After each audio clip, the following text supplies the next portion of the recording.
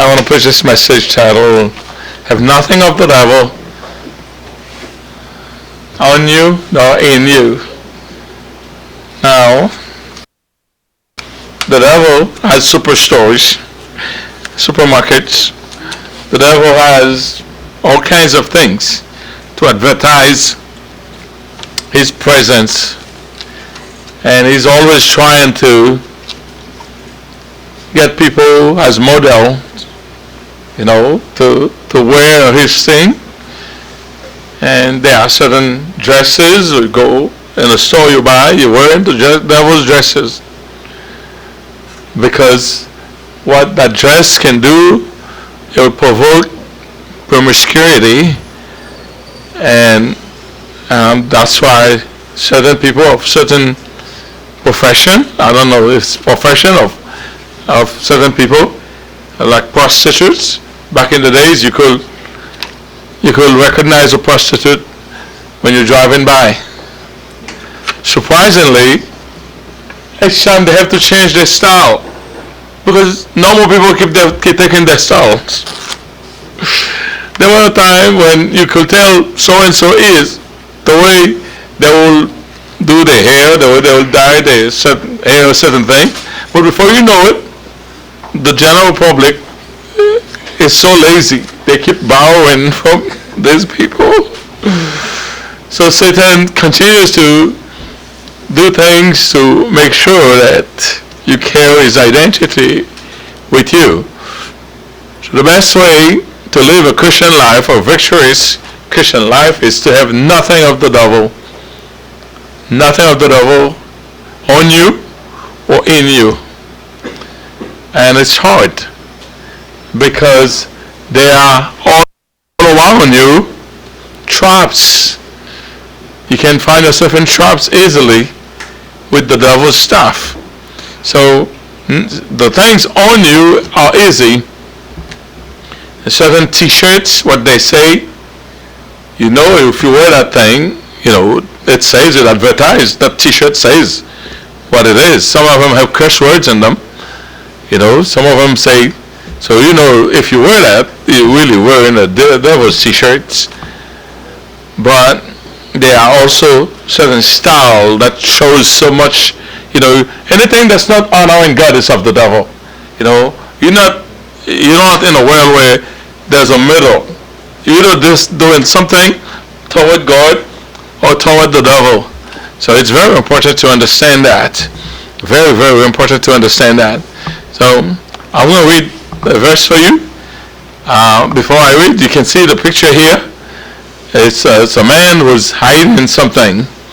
I'm not comfortable when I go to check place. If I go to Walmart or something, and I go self-check or something, I always spend some time on the exit door to show I'm not washing with nothing with me, kind of. Sometimes if I walk in a store, I didn't get anything, but I walk toward the store looking for something, I'm presuming that people think I stole something. So when I walk out, I hang in there, I hang in there to show, if you want me, I'm right there, I didn't steal nothing. But there are stores where people steal so much. They steal so much, and then they put things on the door that when people are getting out, they will find out and this thing will go off. Bim, bim, bim, bim, bim, bim, bim. And that happened to me. There were times, some stores, they're trying to take that, whatever it is, that make the alarm go, and I'm sitting there, they can't get it out. I'm going by this thing, going, I just stop, and they say, you can go. But what if I stole it? I will not be in that comfort. It will be very uncomfortable, and many people will find themselves in that situation. In John chapter 14, verse 30 to 31, hereafter I will not talk much with you. That's Jesus talking to his disciple just before the crucifixion, just before the passion, really the going to Gethsemane. In his last week, he was talking to the disciple. That was the week he had to die. Hereafter I will not talk much with you, for the prince of this world cometh, but but he had nothing on me. But that the world may know that I love the Father, and as the Father gave me the commandment, so do otherwise. And let's go from here. It's a little tricky here if you don't understand the background. The devil was trying to get Jesus before the appointed time. And Jesus in the spirit could see the devil was trying to stir something up. So if you're smart, you can see when Satan is trying to stir something up. You can be at work, you see something is stirring up for no reason. I mean, if you get the discernment, you can see things are stirring up. And if a simple conversation, you see something is stirring up from that conversation. So Satan was trying to stir a premature fight with Jesus, and Jesus knew that the fight was to be at Golgotha. He says, the devil's coming, let's get out of here. But I assure you, he's got nothing in me. And so that's what Jesus was trying to say. The passage was pronounced on Jesus' most agonizing moment on earth. It was about the time for Jesus' rendezvous with Satan, the big fight with Satan. Each one of you has a big fight with Satan. Some big fight, some big moment where it's going to be a big fight. Sometimes the Bible called it hour of temptation, but there are some deep moment where Satan really going to put you to the test, and God's okay with that.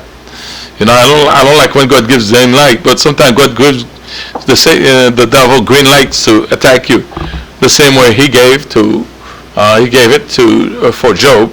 So the greatest battle of the mind was about to take place because Jesus was in his fully human. It was operated at this point as fully human. He has to be a full human to give himself up. So the human side of Jesus really had problem going to the cross. The divine side was ready, but the human side, it's like going to the doctor for an operation for shot. It's good for you, but you can't find yourself to bring yourself to the doctor. I mean, it's hard. So it was the Thursday before the Passover. Jesus himself was about to be the sacrificial lamb. He was but a few hours before he was to be picked up from the Garden of Gethsemane. God had already given Satan the green light to tempt Jesus in the fullness of his strength and mind. There are times that God says, you can tempt him, he won't fall. And that's when Satan comes. He doesn't say, hey, Lucy, God gave me permission on you. He just came pretending to be the mightiest force coming on you. And that time was the hour of temptation. So before the session will be over, we'll hear Jesus crying to the Father, is it possible, Lord, that this cup will pass from me? Nobody expected Jesus to pronounce these words. That's the human element in Jesus. Really die, a young man, around 33, 34 years old, to know that tomorrow I'm going to die. And I'm not just going to die because I fall in a pit or something hit me. I'm going to die slowly with people beating me, with people piercing me. When you can see the full view of that, it's not easy to go through it. Anybody love going to the dentist to have a tooth pulled out? Anybody have that done before? The tooth is aching you. You really hate that tooth. But you really hate going to the dentist as well. And that was Calvary for Jesus Christ. We will see Jesus in a great anguish of the soul. His sweat will be mixed with blood. That's how deep this thing was for Jesus. All hell was about to break loose on Jesus in order to deter him from the spectacle of Calvary. This thing needs to happen at Calvary, not before Calvary. You cannot kill him in the Garden of Gethsemane. It has to be Calvary. He has to be hung on the cross. And Satan was trying to some of the details that God already preordained from all eternity. Satan was trying to bypass them to get his own kind of death for Jesus. But the death of Jesus was premeditated by God. Initially, Jesus seemed to be nervous about the scene that was about to take place. He mounted all his courage and opened up to his disciples. For the first time, the master was going to ask, can you pray with me? There are times, really, as a pastor, I need people to pray for me. When you guys are praying in your house, you need to pray for Pastor Mark. I do need prayers. If you do pray, you need to pray for me. Because there are times Satan is trying to corner me. And if he gets the leader, he gets the rest of you easily. Satan, at that time, was going to be clothed as the prince of this world. This world that Jesus comes to save and save the souls from. Satan was already the prince of this world. He's not going to let it be easy for Jesus to do his job. Satan had been preparing for that day for a long, long time. He knew it coming because in Genesis chapter 3, verse 15, he knew that the son of the woman will bruise his head. He's the serpent. He was preparing for that day. Satan has a lot of guts. He always thinks he's going to win. He certainly would like to order the sin at his dictate. He would like to do it so that Jesus cannot win, but he cannot rearrange the order that God wanted it to happen. Knowing that it was the will of the Father for him to go to these trials for the salvation of humanity, Jesus knew he was vulnerable where he was. He was at a place where Satan already got the green light. What to hit him? He had to move away from that place. Jesus knew that the best way to equip oneself in time of temptation is to be on your knees, draining strength from above. I've not had big, strong moment of temptation, but I had one way back where the temptation was too much for me. I had a temptation that came over one time to me that was too much for me. And I was praying the whole time. For 15 minutes, I was praying intensely for 15 minutes. And after 15 minutes, whatever it was left, I know when it left. I felt okay. I felt, look what I almost did. You know, that's how bad temptation can be. So the hour of temptation, Satan wanted everything to be done at his dictate. But Jesus, on the hour of temptation, was draining strength from God. He knew he had to pray. See, temptation is trying to pull you away from prayer. You need to pray when you feel that you're about to do something bad that you don't want to do. You need to pray, Lord. I did that recently. There was a person who already upset my wife in the phone, come in to see the car. He wanted to only see the car that's not less damaged. They come and damage two cars. He's already tricking my wife to all come and do only one of the two cars, the one that's less damaged. But he didn't know I was there. When my wife told me that this man is treated, the way the man is talking to him, I just, in my fleshly, I just want to squeeze the person before we would see the person. Because I was so angry that the way they were treating us. And I felt too angry. I had to go and my wife and pray. It wasn't like the best prayer, but I was still angry while I was praying. But I said, Lord, calm me down, Lord, calm me down. I still gave him a good breath of my anger. But trust me, it was within prayers. It was not like I did pray. that was as much I could get out of the prayer. Because I was so angry. And that's exactly what Satan wanted it to be. He wanted me to be this angry. But God, please, thanks, I was able to calm down. Usually when Satan gets you, you're not able to calm down. I was able to calm down. And I thank God for that. Jesus knew that Satan works best in the midst of distraction and confusion. Jesus strayed away from a premature fight with the devil and head straight to the battleground. You will meet me not here. I'll be in Gethsemane. By the time you come, you're not supposed to come right now. It's still daytime. You're supposed to come in the middle of the night. I know what time you're supposed to come. I'll be waiting for you. Your appointment with me is not 3 o'clock. It's 9 o'clock. The sun has to go down. It's 9 o'clock appointment I have with you. So at Gethsemane, Jesus was already in the realm, waiting for the opponent. Jesus already dealt with the doubt that he had, the anxiety that he had about the cross. He already dealt with it in prayer. He stayed there. He had this disciple who began to pray for him, although they didn't do much, but they were praying for him. Jesus did not need any introduction or explanation. He just told Judas, whatever you come to do, just do it, my friend. I'm ready. I'm ready. I was gripped by anxiety and worries earlier, but now I'm ready. So you got to pick the timing of your fight. Can you understand? You got to be smart. You need to see your boss, but the timing, God has to help you with the timing. You have something to explain to somebody, but the timing has to work out with God. You got to pray. You got to pray this thing over. You see, Esther understood timing. He says, give me 3 days time. I'm going to pray all 3 days. By the time at the 3 days, I'll be ready. After 3 days, I'll be ready. So if you're dealing with things that are beyond you, you need to be in prayer so that God can order the right timing for this everything. So I have already told the Father, not my will but thine. That's where the victory was. That's what Satan wanted to engage Jesus while Jesus was doubting or had anxiety about the cross.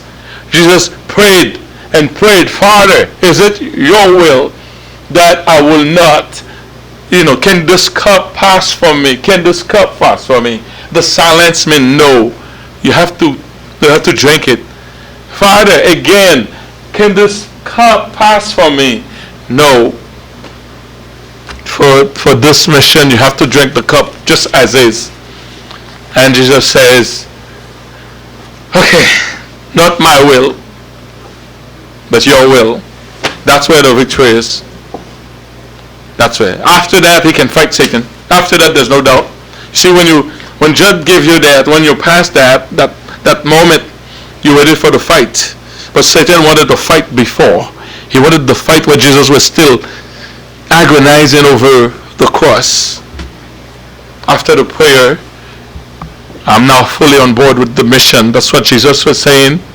In John 14:30, he says to the disciple, let's get out of here. But it's not because I'm afraid of the devil. He's got nothing on me. And that's what I found. He has nothing on me. I used to see that commercial of dogs, I don't know, dogs singing, "He's got no bug on me, I got no bug on me." You see that commercial? People laugh at that commercial. I got no bug on me. These other dogs are scratching, but that one dog said, I got no bug on me, because they put that thing on him. Well, it's nice when you have no Satan in you. It may be hard to get rid of him, but when you get rid of Satan, that's good. He has no grip on me. That's what Jesus was meaning. Satan has no grip on me. He has no anchor. He has nothing, no chain, no connection, no string attached between me and him.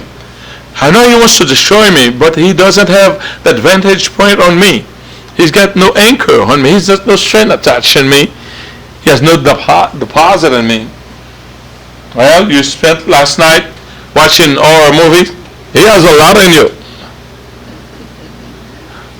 You watch a horror movie, Satan has a lot on you.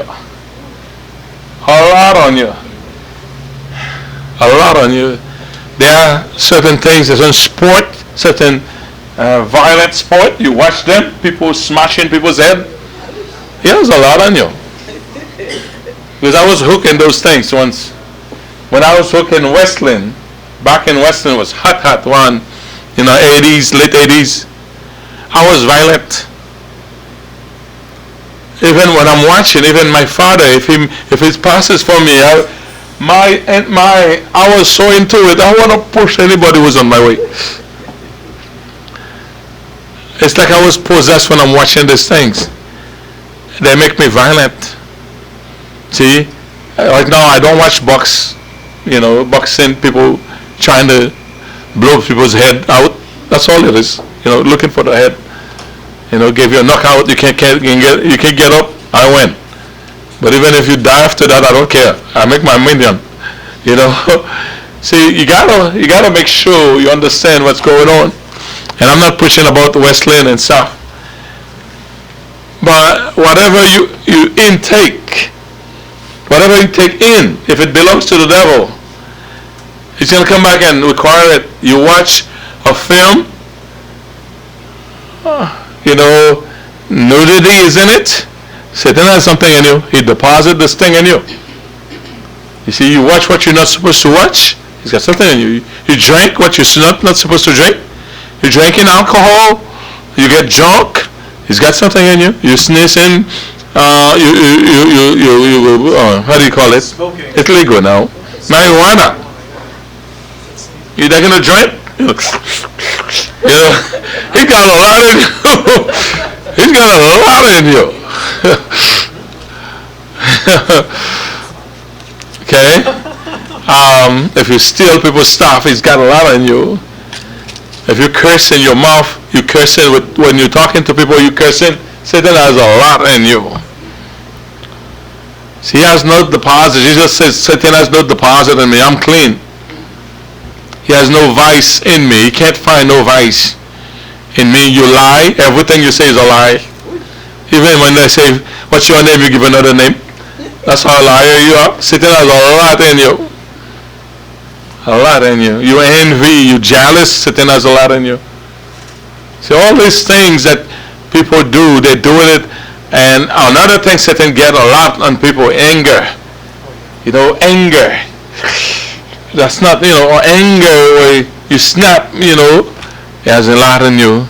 I keep praying, you know. I keep praying looking for these things.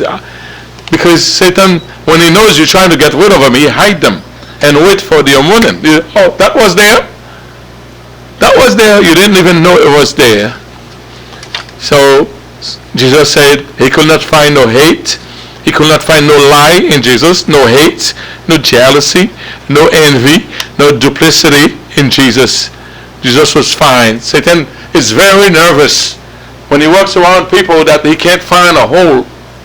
He's looking for, anytime Satan wants to attack you, he wants to know what's his, because he has a legal right for what's his that's in you. And God won't protect you. You see, we want God to protect us at all costs, not when you holding something that belongs to somebody else. Let's say you stole something. Let's say somebody stole something and you enter your house with a stolen item.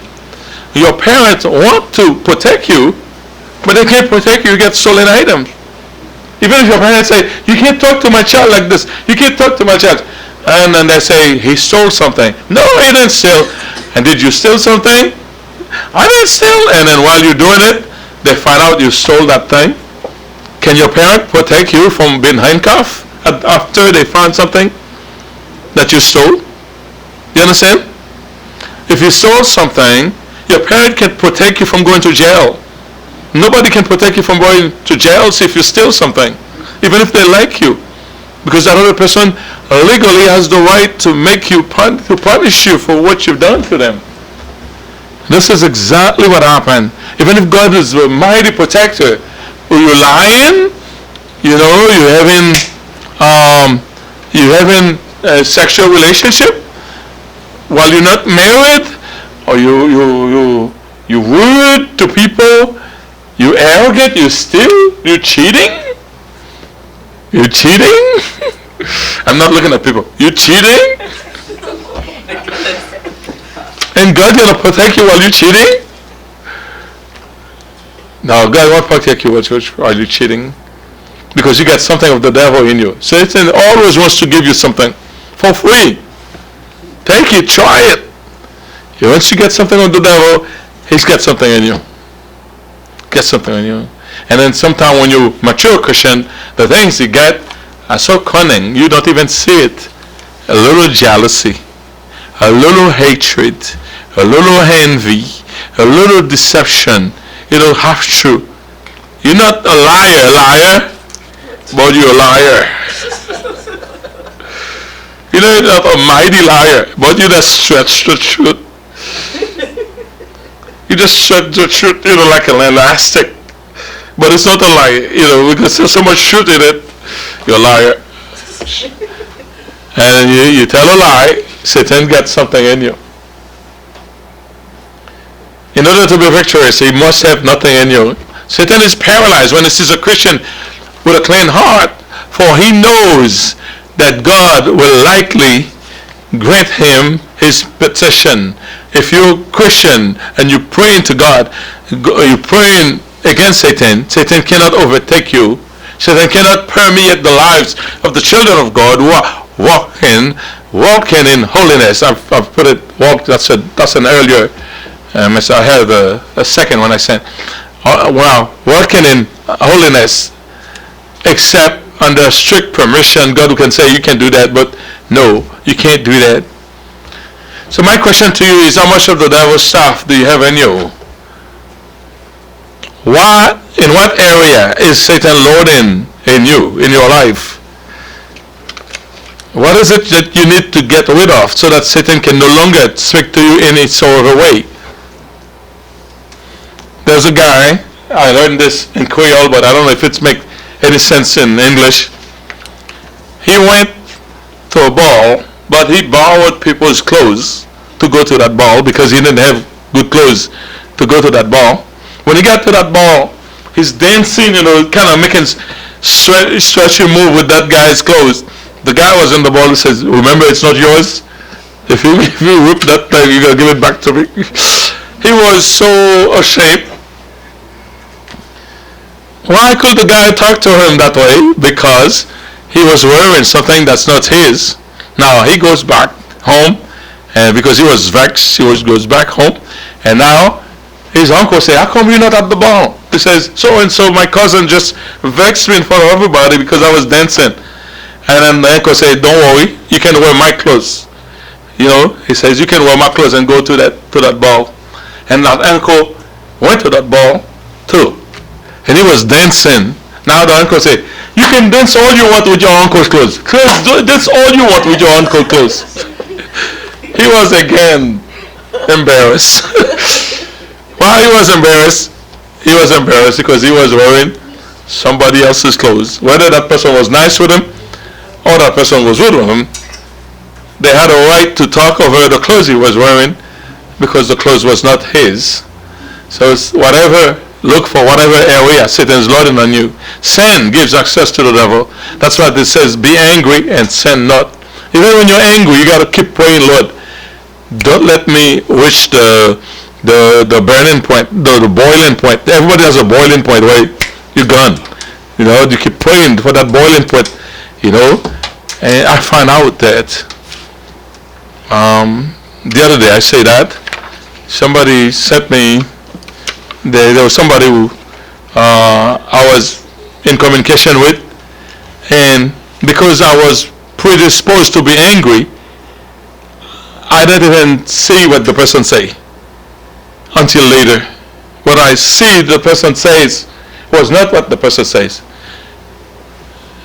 How can that be? Because I was predisposed. Because I was predisposed a little bit, not at ease with certain things, I read a message wrong. It's later that I read the message in the proper way, and there was no problem in the message. It was all in me. Can you believe that? It was all in me. I read it wrong. When I read it right, there was no problem. So if there was no problem when I read it right, who had the problem? It was me. You understand? So you can watch these little things. You can be angry. If you got anger in you, you can read a message wrong and then burst when there was no problem. Be angry and sin no more. Do not let the sun, if you get angry, do not let the sun go down on your wrath, nor give place to the devil. Each time you sin, you give place to the devil. What is it I was doing this week? I can't remember. And after it, I could not pray. There was something. I had a moment. I usually have my fasting on a given day. But on that day, Satan bugs me so much. He bugs me in my mind. So many things went wrong. I was so angry. I was angry at God. I was angry and I could not pray. I tried to calm down to be in the position where I used to be, but I was too far gone. I could not pray. See, you can, each time you get anger, this kind of things towards in you, you can't even, it gives room to the devil. So all vices gives access to the devil in our lives. All vices. Cain, he hated his brother. God told him, Cain, you got to dominate that hate. That hatred you get towards your brother, you need to dominate it. Because sin is laying at your heart. And then next thing you know, so in Genesis chapter 4, 6 to 8, so the Lord said to Cain, why are you angry? And why your countenance fell? Because why your face is like that? Why are you so angry? Why you carry that anger in you? And if you do well, you will not be. If you do well, you will not be. If you do well, will you not be accepted? If you did do everything well, if you do not do well, sin lies at your door, and its desire is for you. But you should rule over it. You can see when Satan is trying to make you do something bad. And then Cain did listen to what God says. And now Cain talked with Abel, his brother.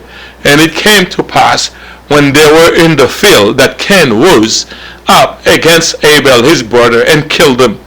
That thing kept eating him up. There was no argument. But anger kept building up. He ended up killing his brother.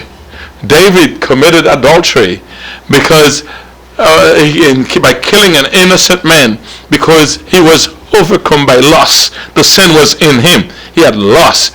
He was not in the battlefield as he was supposed to be in that year. He had plenty of time in his hand and to watch a naked woman. When you have time, that gives you plenty of time to watch a naked woman taking a bath. By accident you can see that. But once you see the woman, he was on a balcony. He saw that woman taking a bath. I don't know if the woman was fully naked or something, but he really liked what he saw. But you're king, you get wives, you get, what you do, you turn away, but he could not turn away. He had people go and find out, who's that woman? Who's that pretty girl? They found out, forget it, she's married, she's taken. And he could not, the lust was in him. He could not bypass even the fact that this woman was married. He knowingly committed adultery with a married woman.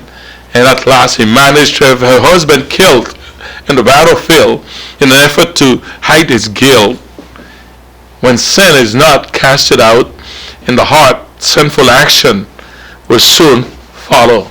So all the disciples were susceptible to be the betrayer of Jesus Christ. But Judah was the one that Satan took.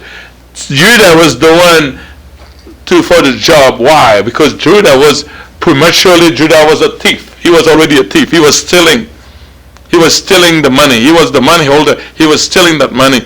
Judah was a hypocrite. He was a hypocrite. He was a liar. He was a traitor. And then that's why he was dead. And the Bible says, surely the Son of Man goes, as it is determined that the Son of Man will go. But woe unto him. Woe unto that man by whom he is betrayed. So full obedience to God, I'm almost finished, is the only way to avoid Satan from having a stronghold in your life, from storing his stuff in you. And there are things you don't want. You don't want to hate. You don't want to say these words. There are words that are vocabularies that belong to Satan. He wants you to say these words. Sometimes there are words that I can repeat in my mind that I will never repeat in my mouth. And I have to cast that word away in my mind. I say, I don't say these words. Why am I thinking these words? Am I alone in these things? That's not my vocabulary. Why would I think of a situation that I have, that bring me anguish, that I will use this kind of word? Satan is putting these words. And in the minute he puts them, I push them out. That's not my word. I'm a Christian. I don't use this vocabulary. So therefore, submit yourself to God. Resist the devil. You need to resist him. Sometimes Satan comes a day with a temptation. He tried to put it, like back in the days there used to be cassette. When you push a cassette, that thing will push it back, you push it back. Satan is trying to push acid in you. He's trying to push a disc in you. You push it back. He's pushing it, you push it back. You resist the devil until he flees.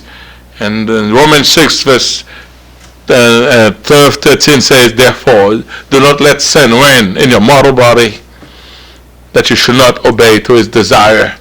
And do not present your members as instruments of sin, of unrighteousness to sin, but present your members as alive, been alive from the dead, and your members as instrument of righteousness. So when you leave a store, like I said, when you leave a store and then you walk into the store, if the alarm goes off, they have a right to say, put your bag down. You cannot say, I'm not going to let you open my bag, because the alarm went off. And that means you have something in that bag that belongs to them. So when Satan gets nothing of his in you, then you can ridicule him when he's coming. When he comes to you, you can say, I got no bug on me. You got nothing in me. You got nothing in me. So may God help you to discover the secret of holiness in your spiritual warfare. Maybe you are battling a bunch of things and they don't want to go away. You're battling a bunch of things that don't go away. Check to see if Satan has stuff in you. And every serious Christian try not to have Satan stuff in them, but he hide them sometimes. He hide them. So ask other people, train yourself to see those hidden things, hidden corners in you. Train yourself. Be hard on yourself to find where Satan hides his stuff. Move them away. And when they scan you, they won't find nothing in Satan in you. He can't make you move, do anything, because you don't have to obey him when you don't have his stuff in you. May God bless you.